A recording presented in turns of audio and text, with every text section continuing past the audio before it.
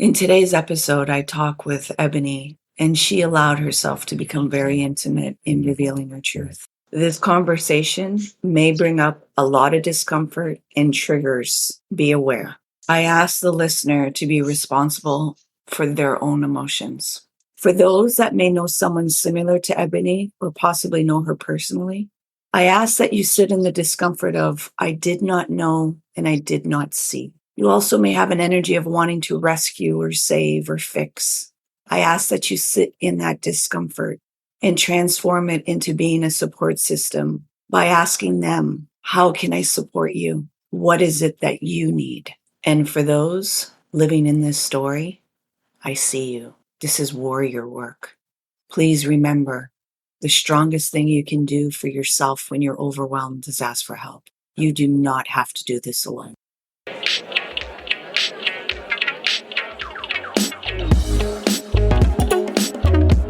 Welcome to the Lift Oneself podcast, Ebonie.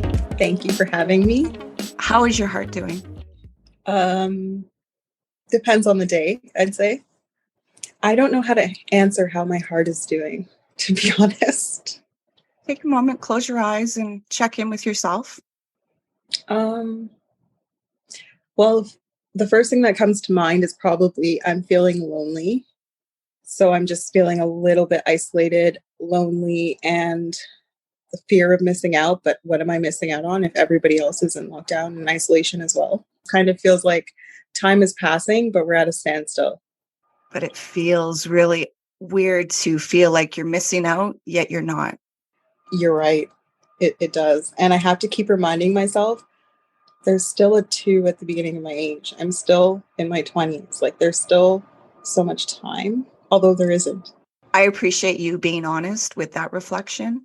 I think possibly you're able to hold the non-duality of the two, because the mind sometimes wants to go dualistic and pick just one side. Yet because you have navigated through grief so much that you understand that nothing is a guarantee. Nothing is permanent. And so you really understand the impermanence of things. The world gives us certain definitions that this is how life is going to be. Yet in your experience, you know that not to be true. Right. You know that it doesn't matter what age, it doesn't matter what health. If death is coming, death is coming. Doesn't matter how much you love that person. Doesn't matter how much you pray to spare that person. When it's their time, it's their time. Yeah. You have no control. No. I asked you to come onto the podcast asking if you would be willing to talk about mental health.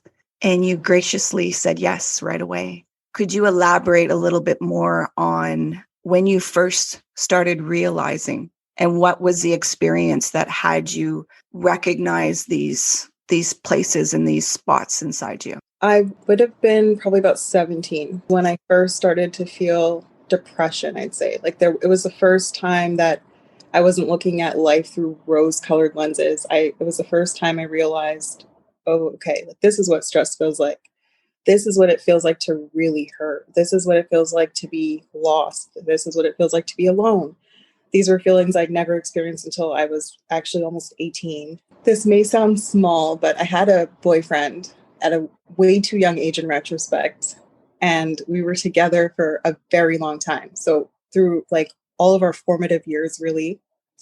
And I think at the age of about 17 was when we started to grow up and grow apart.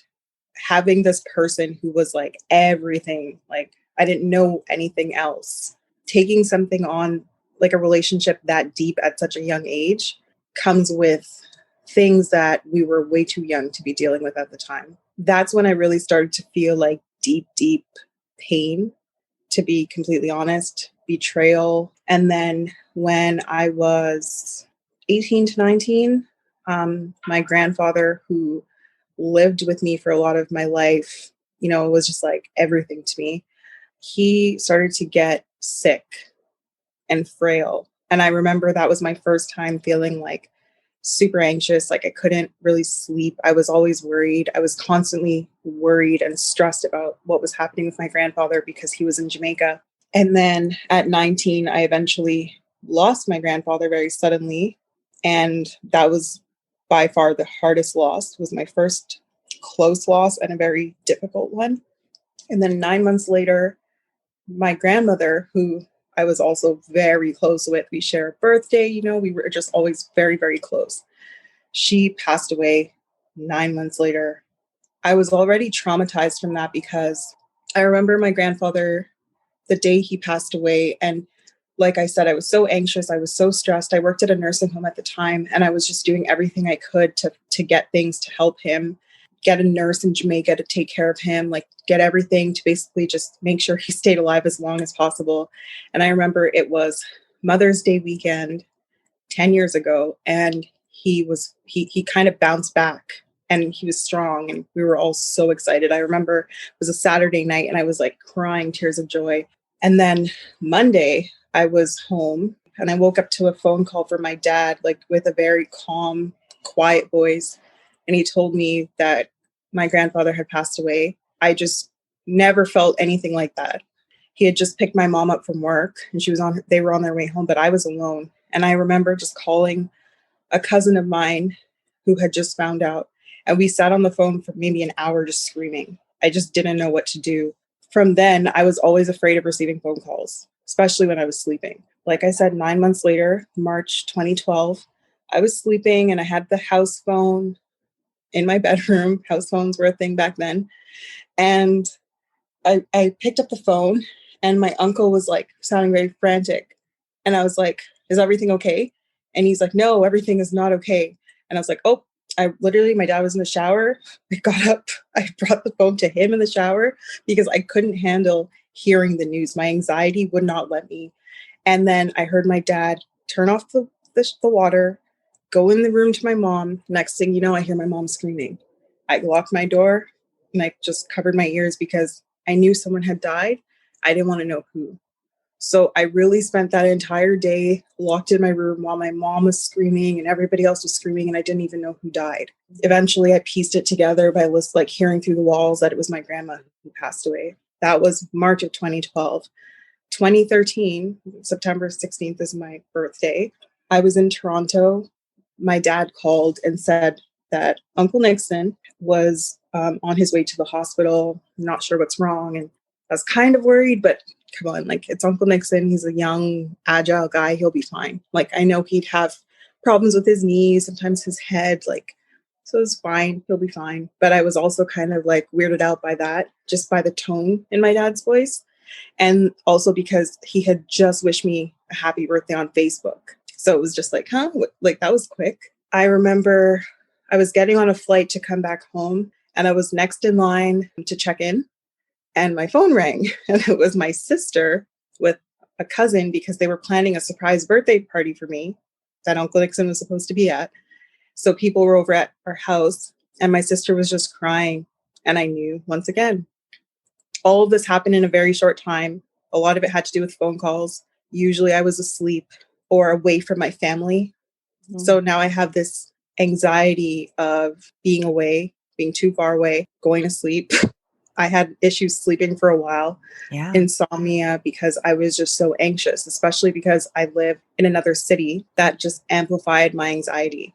I want to bring the listener in to understand the intimate details of why this would be so impactful to you that they may have not really heard you say. That you and your grandmother shared the same birthday.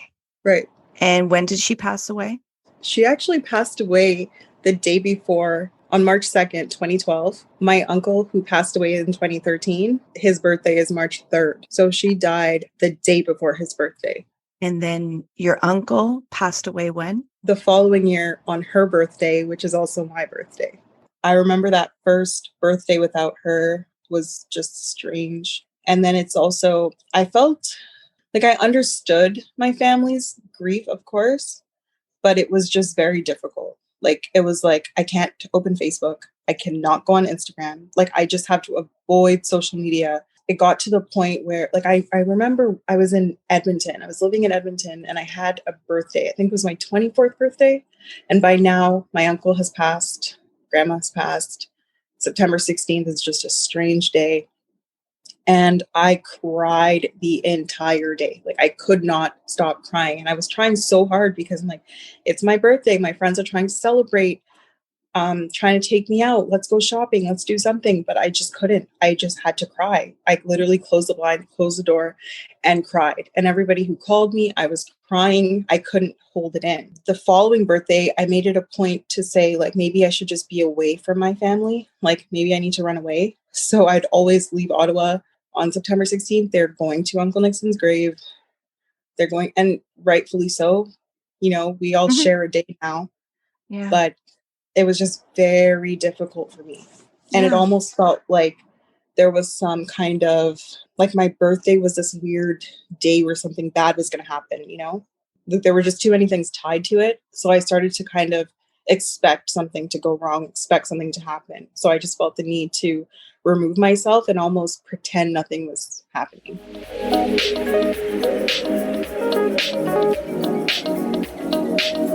I honestly didn't realize that everybody didn't feel this way. I thought everybody felt what I was feeling. And I didn't know everybody wasn't feeling what I was feeling until actually one day I came home. I was at Carleton, and at the time I was taking like a course overload, working full time.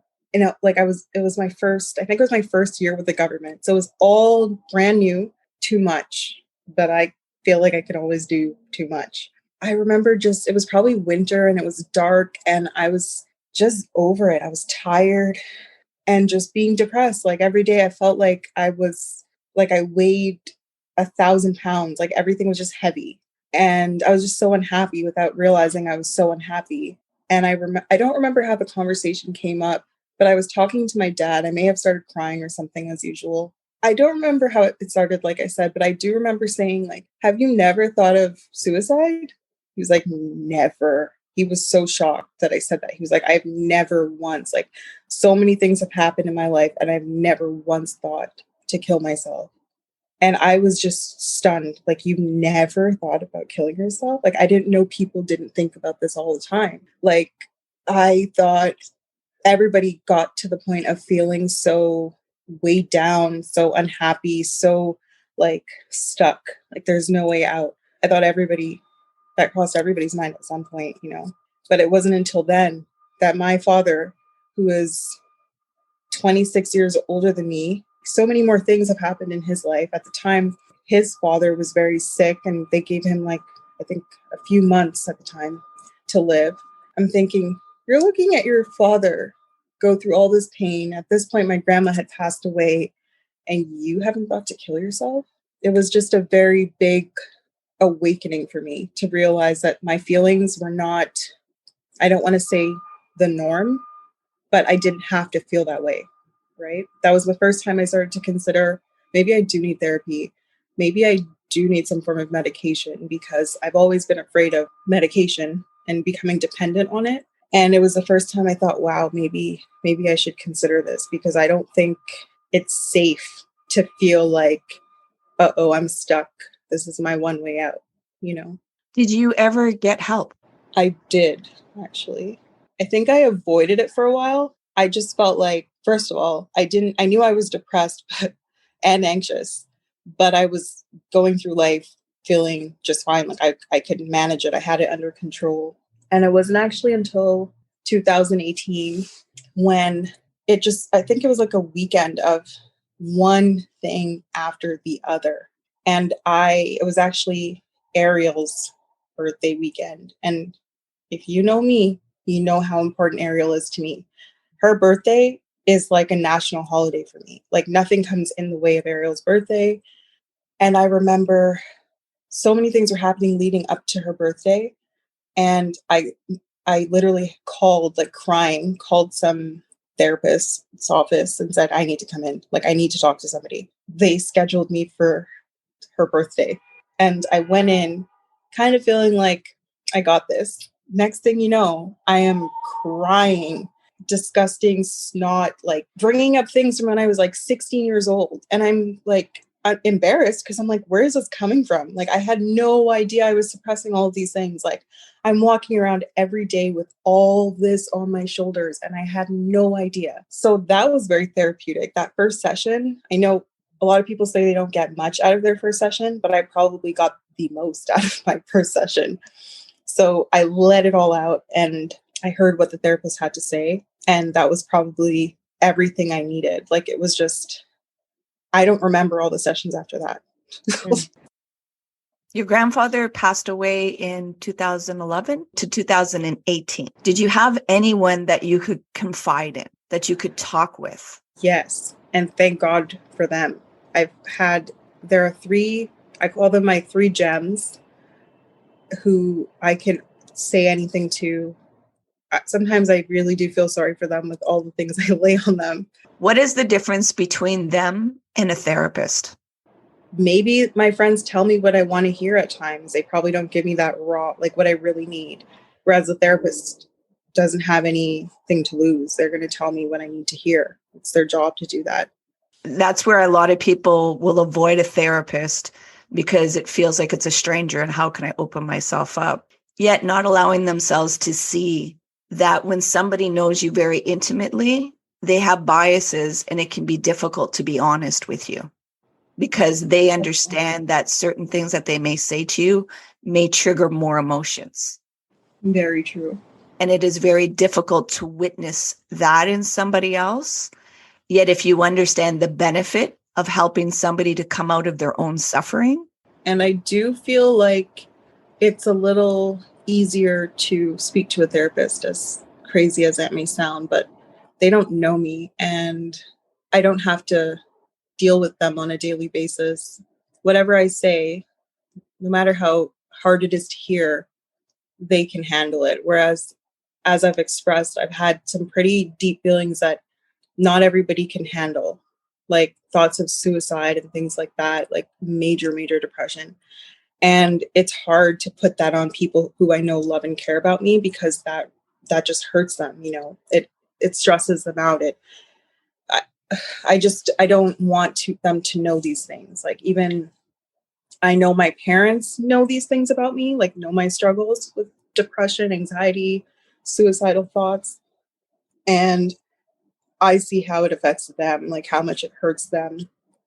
And there are people as much as I'm speaking about this obviously very publicly, there are people I would never want to hear that I'm thinking or feeling that way just because I don't ever want them to feel that pain for me.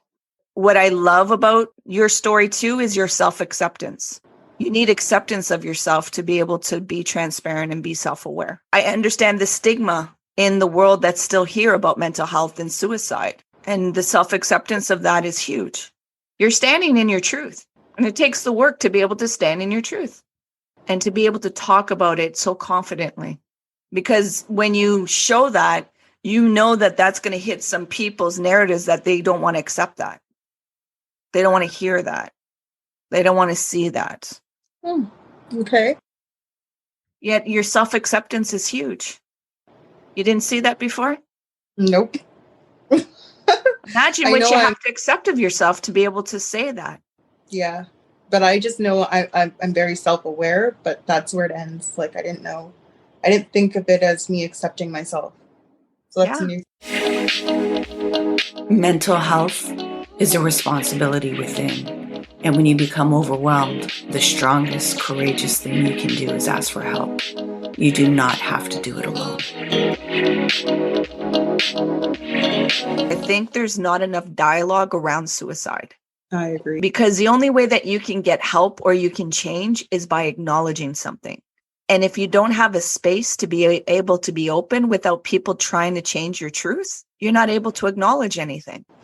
And then you also have to think about people who, like you said, there are people who don't talk about these things because of religious reasons or just their upbringing, cultural differences, personality types. And then, those are the people who are actually more likely to commit suicide, to actually act on their thoughts. They probably do have the support system, but they didn't ever reach out for the support. And that's the scary part about the whole thing. Mm-hmm. And the lack of dialogue and the stigma surrounding talking about it.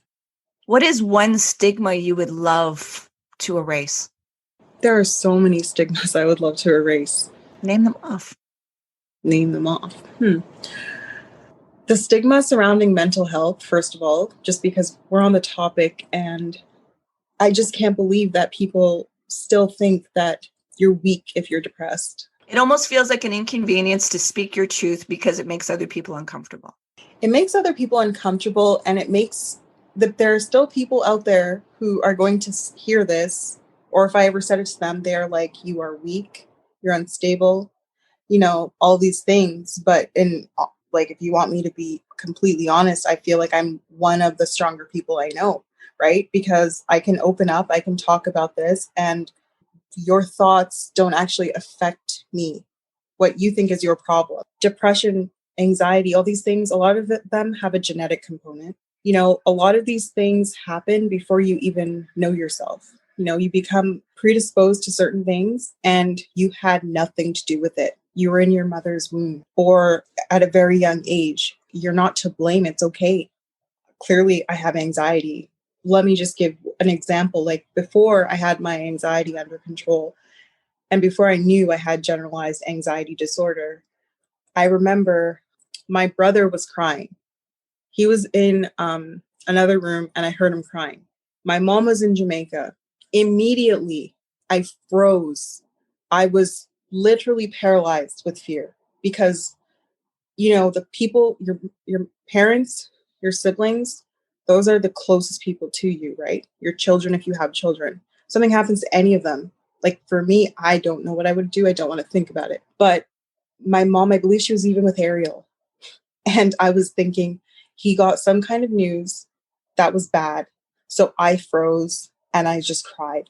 I couldn't bring myself to go into the other room to see what was wrong with him because my brother doesn't cry. So it has to be something terrible. And I can't hear it. I don't want to know. And I was on the phone with somebody and I remember him saying, like, he thought I was crazy. He did not understand anxiety. He didn't understand that I had no control over what was happening. It was just a response to how I've been programmed to think due to my own traumas, right? Have you ever brought in another word for that part is empathy? Which part?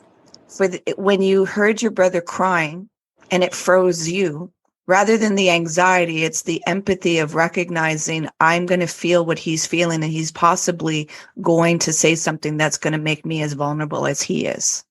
So it's empathizing. I've never thought of it that way, no. But good way of looking at it. And, my brother was just going through his own, he's just having a bad day and he cried, and it's okay to cry. But I was just not used to hearing my brother cry. So my mind started to create all these scenarios so quickly. Like, I didn't even have time to think things through, like, logically and rationally. Like, it was just an automatic reaction. And I wish people understood that, whether it's PTSD or ADHD, learning disabilities, like a lot of things, you just simply cannot control them.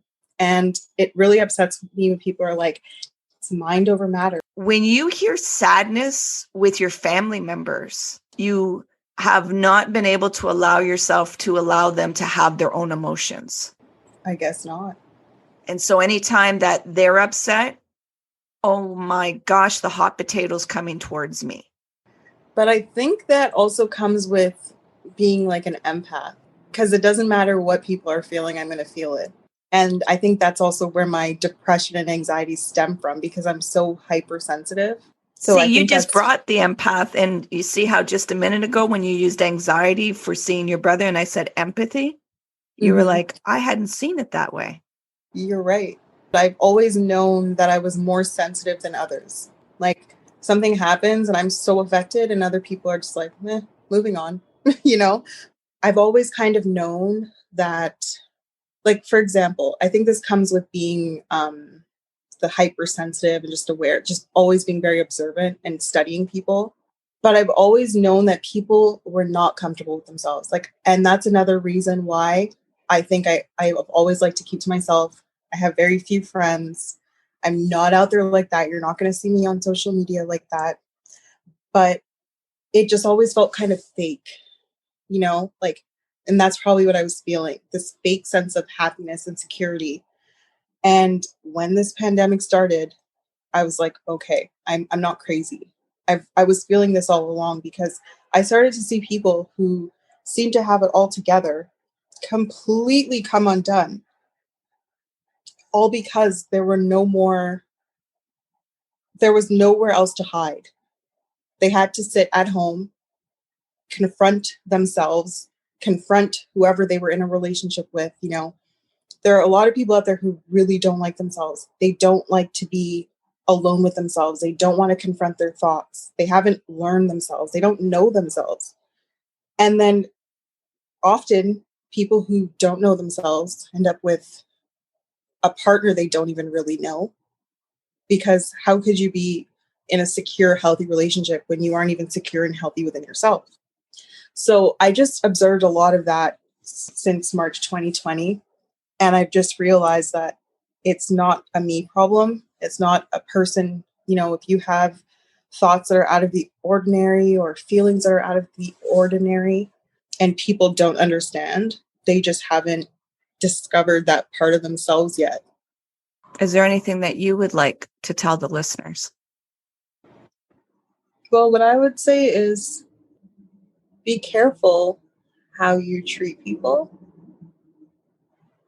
Be careful of your perceptions of people, just because few people would ever know like the demons I am battling or have battled.